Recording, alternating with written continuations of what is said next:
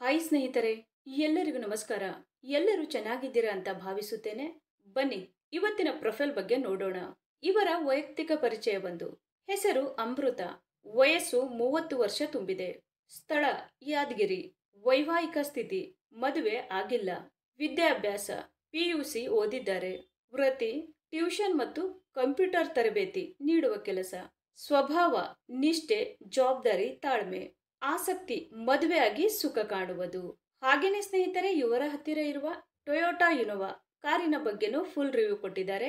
ಇದರ ಬಗ್ಗೆನೂ ಸಂಪೂರ್ಣವಾದ ಡೀಟೇಲ್ಸ್ ಕೊಡ್ತಾ ಹೋಗ್ತೀನಿ, ಸ್ಕಿಪ್ ಮಾಡದೆ ಕೊನೆ ತನಕ ನೋಡಿ. ಅಮೃತಳ ಬದುಕಿನ ಪುಟಗಳು. ಮಧ್ಯಮ ವರ್ಗದಲ್ಲಿ ಹುಟ್ಟಿದ ಅಮೃತ ತಂದೆಯ ನಿಧನದ ನಂತರ ಅಮ್ಮನ ಆರೋಗ್ಯ, ತಮ್ಮನ ಓದು ಎಲ್ಲವನ್ನು ಸಹಿಸಿಕೊಂಡು ಬದುಕು ಕಟ್ಟಿಕೊಂಡಳು. ಒಂದಷ್ಟು ಸಮಯ ಮದುವೆಯ ವಿಚಾರ ಬಂದರು. ಮನೆಯ ಸ್ಥಿತಿ ನೋಡಿ ಜನ ಹಿಂದಕ್ಕೆ ಸರಿದರು. ಕಾಲ ಕಳೆಯುತ್ತಾ 30ನೇ ವರ್ಷಕ್ಕೆ ತಲುಪಿದರು. ಇವತ್ತು ಕೂಡ ಅಮೃತ ತನ್ನ ಜೀವನಕ್ಕೆ ಸಂಗಾತಿಯ ಆಸೆ ನಿಟ್ಟಿಕೊಂಡು ಇದ್ದಾಳೆ. ಪ್ರೀತಿ, ನಂಬಿಕೆ, ಸಮಾನತೆ ಇರುವ ಸಂಬಂಧ ಬೇಕು ಅಷ್ಟೇ. ಅವಳ ಕೆಲವು ಷರತ್ತುಗಳು: ಕೆಟ್ಟ ಹವ್ಯಾಸಗಳಿಂದ ದೂರ ಇರಬೇಕು, ನಿರುದ್ಯೋಗಿಯಾಗಿರಬಾರದು, ಹೆಂಡತಿ ಕಳೆದುಕೊಂಡವರಿಗೆ ಮೊದಲ ಪ್ರಾಮುಖ್ಯತೆ ನೀಡುತ್ತಾರೆ, ಸಂವೇದನೆ ಇದ್ದ ವ್ಯಕ್ತಿ ಬೇಕು, ಹೃದಯವಂತ, ಗುಣವಂತ, ಕುಟುಂಬದ ಗೌರವವನ್ನು ಅರ್ಥ ಮಾಡಿಕೊಳ್ಳುವ ಮನಸ್ಸು ಇರಲಿ, ಹೆಣ್ಣು ಮಕ್ಕಳನ್ನು ಕೀಳಾಗಿ ನೋಡುವ ಅಭಿಪ್ರಾಯ ಇಲ್ಲದವನೇ ಆಗಿರಬೇಕು, ನನ್ನ ಬಾಳಿನ ನಿರ್ಧಾರಗಳನ್ನು ಗೌರವಿಸುವ ಮನಸ್ಸು ಇರಬೇಕು, ಜೊತೆಗೆ ಬದುಕು ಕಟ್ಟಿಕೊಳ್ಳುವ ಧೈರ್ಯ, ನಂಬಿಕೆ ಇರಬೇಕು.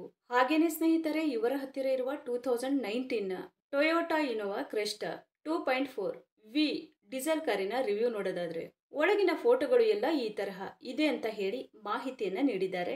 ಇದರ ಪ್ರೈಸ್ ಬಂದ್ಬಿಟ್ಟು 20,05,000 ಆಗಿರುತ್ತೆ. 2018 ನಲ್ಲಿ ಪರ್ಚೇಸ್ ಮಾಡಿರ್ತಾರೆ. 52,000 ಕಿಲೋಮೀಟರ್ ರನ್ನಿಂಗ್ ಆಗಿರುತ್ತೆ.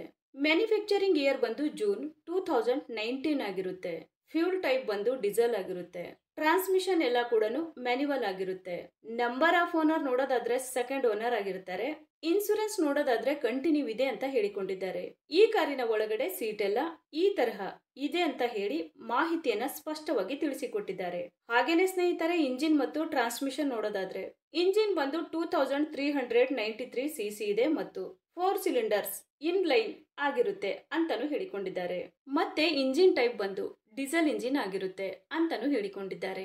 ಹಾಗೇನೆ ಮ್ಯಾಕ್ಸಿಮಮ್ ಪವರ್ ನೋಡೋದಾದ್ರೆ 148 BHP ಮತ್ತೆ RPM ಬಂದು 3400 ಅಂತಾನು ಹೇಳಿಕೊಂಡಿದ್ದಾರೆ. ಟರ್ಕ್ ಬಂದು 343 Nm ಆಗಿರುತ್ತೆ ಅಂತಾನು ಹೇಳಿಕೊಂಡಿದ್ದಾರೆ.